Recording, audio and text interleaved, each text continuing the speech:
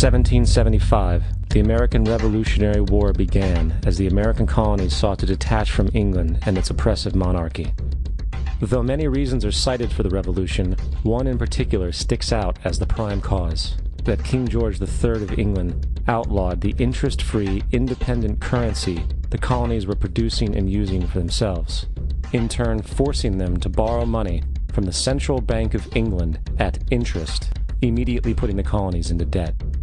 And as Benjamin Franklin later wrote, the refusal of King George III to allow the colonies to operate an honest money system which freed the ordinary man from the clutches of the money manipulators was probably the prime cause of the Revolution. In 1783, America won its independence from England. However, its battle against the central bank concept and the corrupt, greed-filled men associated with it had just begun. So what is a central bank?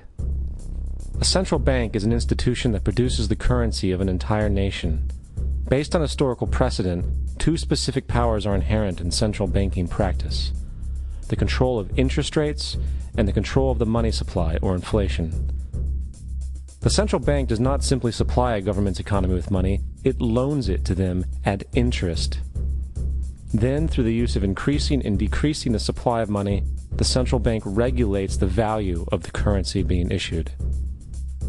It is critical to understand that the entire structure of this system can only produce one thing in the long run: debt. It doesn't take a lot of ingenuity to figure this scam out. For every single dollar produced by the central bank is loaned at interest. That means every single dollar produced is actually the dollar plus a certain percent of debt based on that dollar. And since the central bank has the monopoly over the production of the currency for the entire country, and they loan each dollar out with immediate debt attached to it, where does the money to pay for the debt come from? It can only come from the central bank again, which means the central bank has to perpetually increase its money supply to temporarily cover the outstanding debt created, which in turn, since that new money is loaned out at interest as well, creates even more debt. The end result of this system without fail is slavery, for it is impossible for the government and thus the public to ever come out of the self-generating debt. The founding fathers of this country were well aware of this.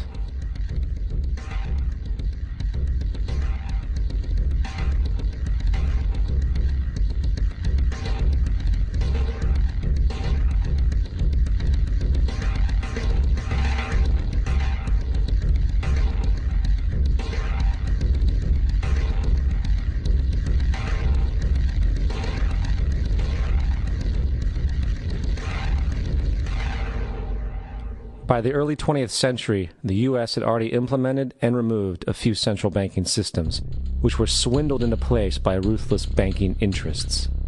At this time, the dominant families in the banking and business world were the Rockefellers, the Morgans, the Warburgs, the Rothschilds. And in the early 1900s, they sought to push once again legislation to create another central bank. However, they knew the government and public were very weary of such an institution, so they needed to create an incident to affect public opinion. So, J.P. Morgan, publicly considered a financial luminary at the time, exploited his mass influence by publishing rumors that a prominent bank in New York was insolvent or bankrupt. Morgan knew this would cause mass hysteria, which would affect other banks as well. And it did. The public, in fear of losing their deposits, immediately began mass withdrawals. Consequently, the banks were forced to call in their loans, causing the recipients to sell their property, and thus a spiral of bankruptcies, repossessions, and turmoil emerged. Putting the pieces together a few years later, Frederick Allen of Life magazine wrote, "The Morgan interests took advantage to precipitate the panic, guiding it shrewdly as it progressed." Unaware of the fraud, the Panic of 1907 led to a congressional investigation headed by Senator Nelson Aldrich, who had intimate ties to the banking cartels and later became part of the Rockefeller family through marriage. The commission, led by Aldrich, recommended a central bank should be implemented so a panic like 1907 could never happen again. This was the spark the international bankers needed to initiate their plan. In 1910, a secret meeting was held at a J.P. Morgan estate on Jekyll Island off the coast of Georgia. It was there that the central banking bill called the Federal Reserve Act was written. This legislation was written by bankers, not lawmakers. This meeting was so secretive, so concealed from government and public knowledge that the 10 or so figures who attended disguised their names when en route to the island. After this bill was constructed, it was then handed over to their political frontman, Senator Nelson Aldrich, to push through Congress. And in 1913, with heavy political sponsorship by the bankers, Woodrow Wilson became president, having already agreed to sign the Federal Reserve Act in exchange for campaign support. And 2 days before Christmas, when most of Congress was at home with their families, the Federal Reserve Act was voted in, and Wilson in turn made it law.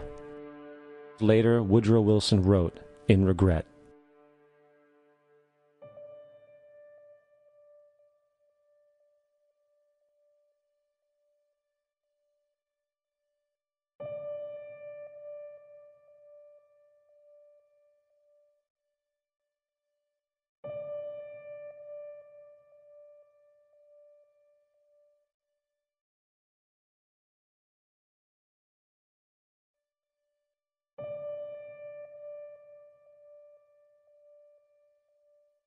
Congressman Louis McFadden also expressed the truth after the passage of the bill. A world banking system was being set up here, a superstate controlled by international bankers, acting together to enslave the world for their own pleasure. The Fed has usurped the government. Now, the public was told that the Federal Reserve System was an economic stabilizer, and inflation and economic crises were a thing of the past. Well, as history has shown, nothing is further from the truth. The fact is, the international bankers now had a streamlined machine to expand their personal ambitions. It's alive! It's alive! It's alive! For example, from 1914 to 1919, the Fed increased the money supply by nearly 100%, resulting in extensive loans to small banks and the public. Then, in 1920, the Fed called in mass percentages of the outstanding money supply, thus resulting in the supporting banks having to call in huge numbers of loans, and, just like 1907, bank runs, bankruptcy, and collapse occurred. Over 5,400 competitive banks outside of the Federal Reserve System collapsed, further consolidating the monopoly of the small group of international bankers.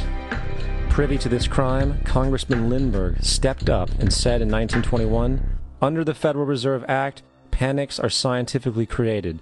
The present panic is the first scientifically created one, worked out as we figure a mathematical equation." However, the panic of 1920 was just a warm-up. From 1921 to 1929, the Fed again increased the money supply, resulting once again in extensive loans to the public and banks.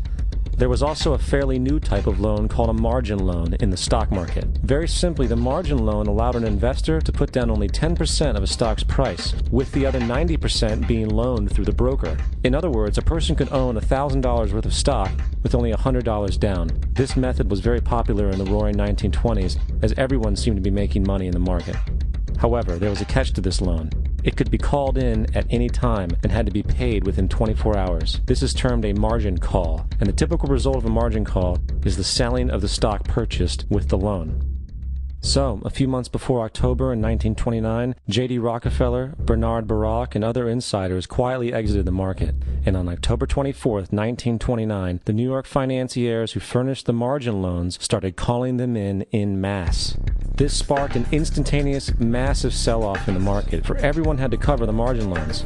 It then triggered mass bank runs for the same reason, in turn collapsing over 16,000 banks, enabling the conspiring international bankers to not only buy up rival banks at a discount, but to also buy up whole corporations at pennies on the dollar. It was the greatest robbery in American history.